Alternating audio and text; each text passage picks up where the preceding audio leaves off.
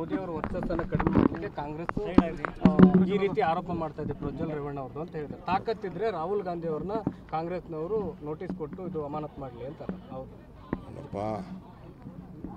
ಪಾಪ ಕುಮಾರಣ್ಣಂಗೆ ಭಾಳ ಹತಾಶ ಆಗಿದ್ದಾರೆ.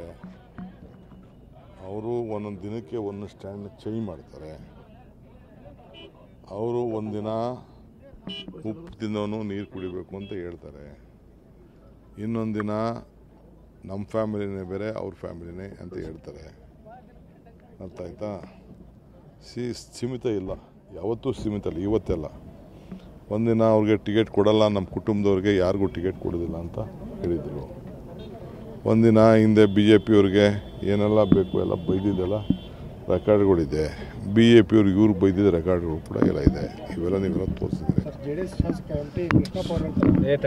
ಸೊ ನಾನು ಯಾಕೆ ಅವ್ರಿಗೆಲ್ಲ ಈ ಒಂದಿನ ನನ್ನ ಅದೇನೋ 420 ಅಂತ ಹೇಳಿದ್ರು ಅಂತ ಯಾರು ಹೇಳ್ತಾಯಿದ್ರು, ಹೇಳ್ತಾಯಿದ್ರು. ಅವ್ರೇನು ಹತಾಶರಿರ್ಬೇಕಾದ್ರೆ ನಾವು ಅವರ ಕೋಪದ ಟೈಮಲ್ಲಿ ನಾನು ಯಾಕೆ ಅದಕ್ಕೆ ಉತ್ತರ ಕೊಡೋಕೆ ಹೋದೆ, ಶಾಂತ ರೀತಿಯಿಂದ ಚರ್ಚೆ ಮಾಡೋಣ ಅಂತ ಹೇಳಿದ್ದಾರೆ.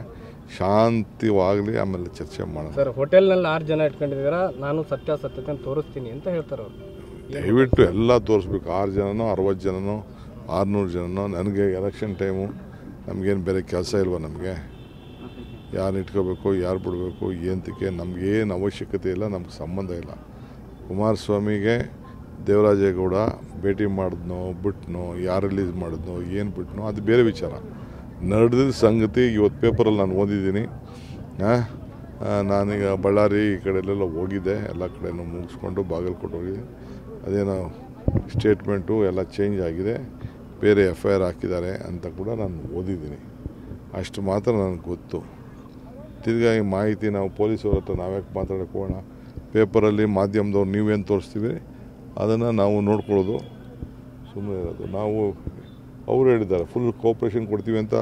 ಪ್ರೈಮ್ ಮಿನಿಸ್ಟ್ರು ಪರವಾಗಿ ಹೋಮ್ ಮಿನಿಸ್ಟರ್ ಹೇಳಿದ್ದಾರೆ. ನನಗೆ ಉತ್ತರ ಬೇಕಾಗಿರೋದು ನಮ್ಮ ಲೋಕಲ್ BJP ಲೀಡ್ರುಗಳು ಎಲ್ಲ ಬಾಯಿ ಬೀಗ ಹಾಕೊಂಡವರಲ್ಲ. ಯಾಕೆ ಬಾಯಿ ಬೀಗ ಹಾಕೊಂಡಿದ್ದೀರಿ? ಪಾಪ ಕುಮಾರಸ್ವಾಮಿ ಒಬ್ಬರು ಕೈಲಿ ಯಾಕೆ ಮಾತಾಡ್ತಾ ಇದ್ದೀರಿ? ನಿಮ್ಮ ಪಾರ್ಟ್ನರ್ಸ್ ಇರ್ತಾನೆ, ನಿಮ್ಮ ಪಾರ್ಟ್ನರ್ಸ್ ನೀವೇ ಮಾಡಿ ಅಂತ ನಾನು ಅವ್ರು ಕೇಳ್ತಾ ಇದ್ದೀನಿ. CT ರವಿಗೆ, ಸುನೀಲ್ಗೆ, ಶೋಭಕಂಗೆ, ಅಶ್ವಥ್ ನಾರಾಯಣ್ಗೆ, ಯಾರೊಬ್ಬ ಬಿಜಾಪುರಲ್ಲಿ ಒಬ್ಬ ಇದ್ದಾನಲ್ಲ, ಯಾರು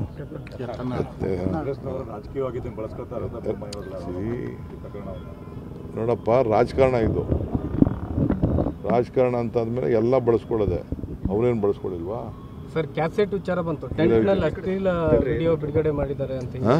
ಟೆಂಟ್ ಕ್ಯಾಸೆಟ್ ಸರಿಯಪ್ಪ, ತನಿಖೆ ಏನೇನು ಬೇಕೋ ತನಿಖೆ ಮಾಡ್ಕೊಳ್ಳಿ. ನಾನು ದಾಖಲೆ ರೆಡಿ ಮಾಡ್ಕೊಂಡಿದ್ದೆ. ಫಸ್ಟ್ ಲೇಟ್ ಯಾಕೆ ಮಾಡ್ತಾ ಇದೆಯಾ? ಮುಹೂರ್ತ ಬೇಕು ನಿನ್ಗೆ. ಯಾವ ಮುಹೂರ್ತ? ಈ ರೇವಣ್ಣನ ಮುಹೂರ್ತ ಕೇಳ್ಕೊಂಡು ಇಟ್ಟು ಬಿಟ್ಬಿಟ್ಟು ಮಾಡ್ಗೋ. ಯಾರು ಬೇಡ ಅಂತಾರೆ? ಇನ್ನು ಯಾರು ಬೇಡ ಅಂತ ಹೇಳ್ತಾರೆ? ಅವ್ರ ತಂದೆ ಬೇರೆ ಹೇಳ್ತಿದ್ರಲ್ಲ, ಅದು ಯಾವುದೋ 6 ವರ್ಷ 9 ವರ್ಷದ ಹೆಣ್ಮಗಳು ಅಂತ. ಅದನ್ನು ಇನ್ನೂ ಯಾಕೆ ರಿಲೀಸ್ ಮಾಡಿಲ್ಲ? ಅದು ಯಾರು ಅಂತ ಸ್ವಲ್ಪ ನಾನು ನೋಡ್ತೀನಿ. ಎಲ್ಲದಕ್ಕೂ ರೆಡಿ ಇದ್ದೀವಿ. ಅದಕ್ಕೆಲ್ಲ ನಾನು ಸ್ಟೇಟ್ ಫಾರ್ವರ್ಡು, ನಾನು ರೆಡಿ ಇದ್ದೀನಿ ಅಂತ. ಭಾಳ ಸಂತೋಷ. ಟೈಮ್ ಫಿಕ್ಸ್ ಮಾಡ್ರೆ ನೀವೆಲ್ಲ.